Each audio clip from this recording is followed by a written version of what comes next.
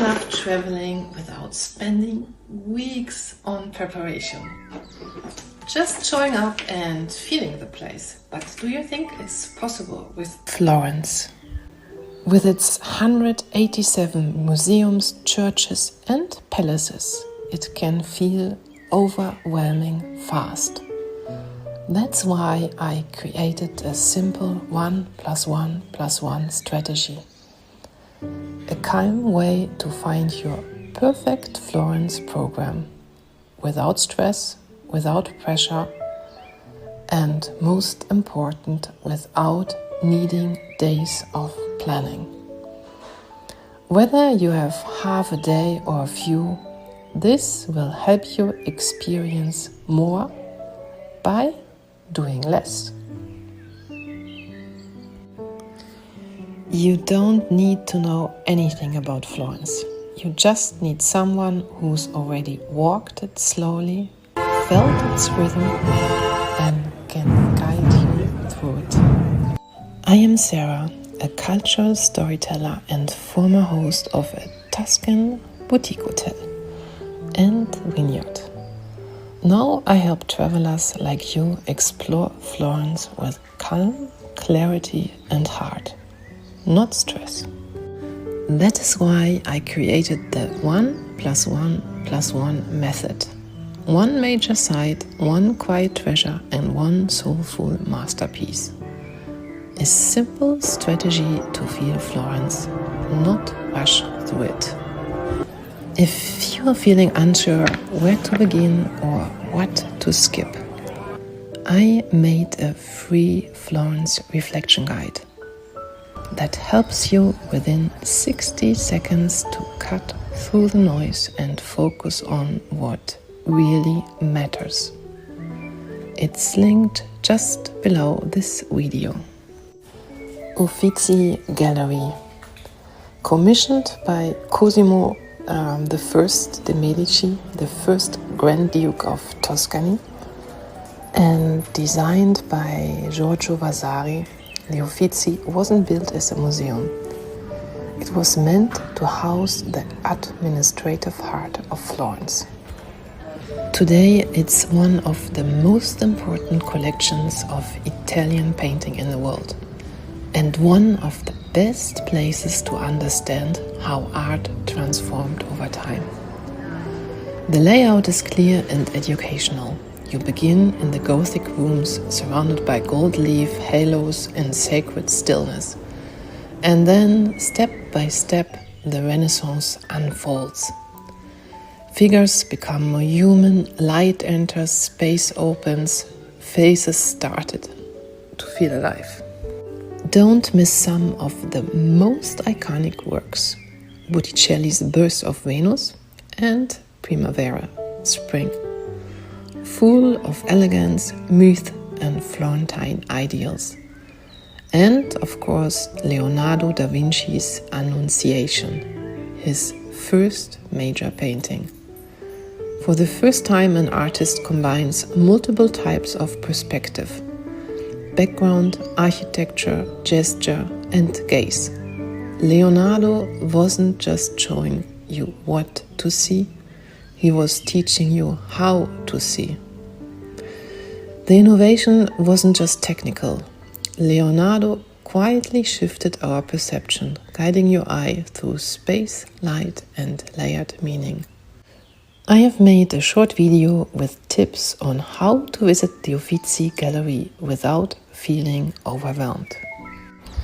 Still the largest masonry dome ever built, Brunelleschi's structure is a technical and artistic wonder. And climbing, it brings you deep inside the mind of Renaissance. Inside the Last Judgment, fresco surrounds you with angels and demons, while outside the view opens across all of Florence. At the foot of the dome, visit the baptistery, the city's oldest building, covered in gold mosaic, and see Ghiberti's Gate of Paradise, once praised by Michelangelo himself. The Accademia is a small, focused museum originally founded to teach the arts.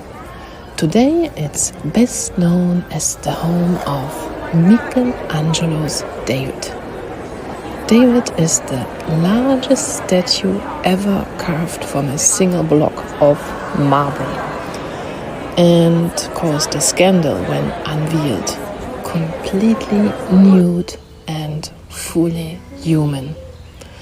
No action, no Goliath, just David, focused, tense and thinking. The museum is small, but the impact is massive.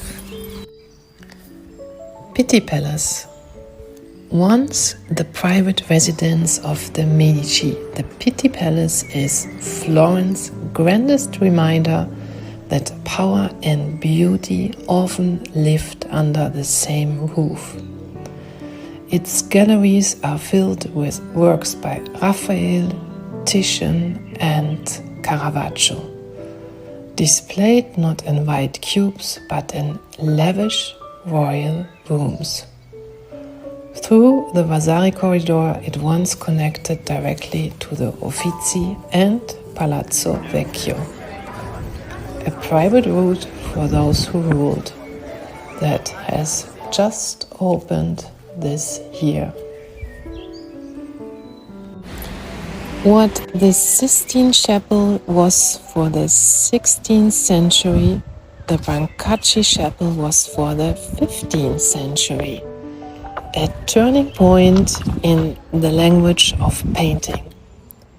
Here you see three voices in one space: Masolino, International Gothic; Masaccio, Early Renaissance; and Filippino Lippi, High Renaissance. Masaccio painted something never seen before: grief, shame, and light, human emotion rendered with shadow and structure.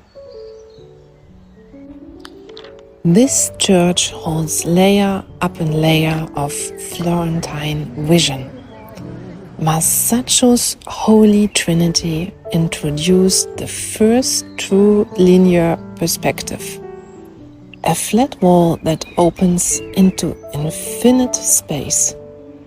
It's not just a visual breakthrough, it's a spiritual architecture. In the central crossing you will find works by Giotto, the quiet father of the Renaissance. To the right, the Tornabuoni Chapel, once linked to the Medici, filled with frescoes by Ghirlandaio and his apprentice, a young Michelangelo. To the left, the Spanish Chapel, an immense symbolic work of Dominican philosophy and visual storytelling. And just behind the church, the Officina Profumo di Santa Maria Novella, the oldest functioning pharmacy in the world. Smell the rosewater, touch time.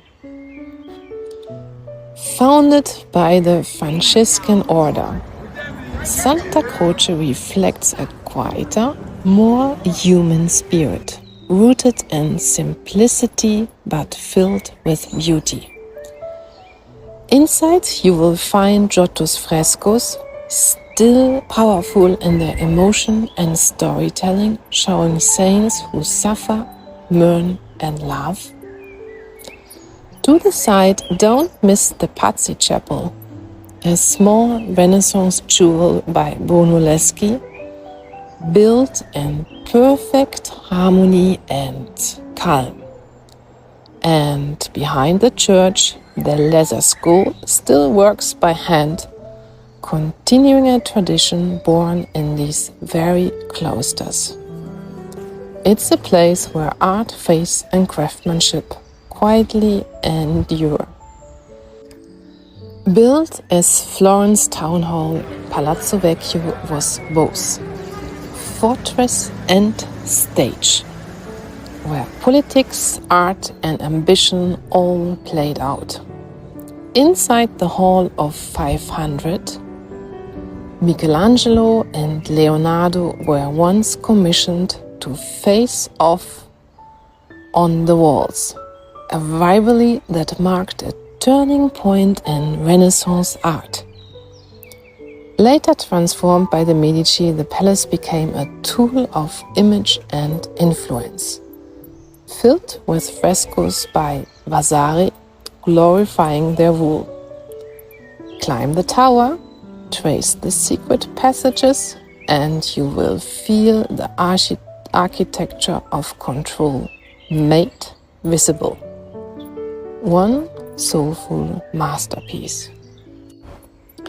This small museum was once the private home of English collector Herbert Horn, who filled it with furniture, paintings and objects from everyday Renaissance life. It feels intimate and personal, like stepping into a time capsule, not a gallery. A perfect stop for those who love details and a slower pace.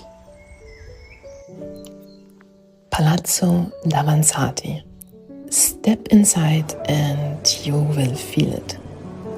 This was a real home with kitchens, courtyards and frescoed bedrooms still intact. The painted walls tell stories of love, daily life and longing. A rare glimpse into middle-class Florence. Simple, moving and often almost empty. Ossa Michele. Once a grain market, then a guild chapel, Ossa Michele holds Florence's unique mix of commerce and faith. Its exterior niches are filled with sculptures by the greatest artists of the time, each made for a different guild, and there were 17 in Florence. Upstairs, a vast hall opens to silence and city views, but only open on certain days. Home to masterpieces by Donatello, Michelangelo and Cellini. The Bargello feels more like a fortress than a museum, and that's part of its charm. It holds some of the most powerful Renaissance sculptures in Florence, displayed with space to breathe. If you go early in the day, you will often have entire rooms to yourself. If you want to visit Florence's most famous sites, like the Uffizi, the Academy, Brunelleschi's Dome, or the Pitti Palace, it is important to book your tickets early. If you wait too long, official tickets may be sold out, and platforms like Get Your Guide can easily charge double or even more for last-minute entries. A simple early reservation saves you money, time and a lot of stress, and lets you enjoy Florence at your own rhythm. At the same time, some of Florence's most spectacular state museums, like the Bargello, the Horn Museum and Palazzo Davanzati, often stay beautifully quiet, even during high season. They aren't crowded not because they are less important, but because they are true hidden treasures. Just be aware their opening hours can be limited, sometimes mornings only. Plan a little and you might find yourself standing alone in front of Renaissance masterpieces. Subscribe now and you will never see Florence the same way again.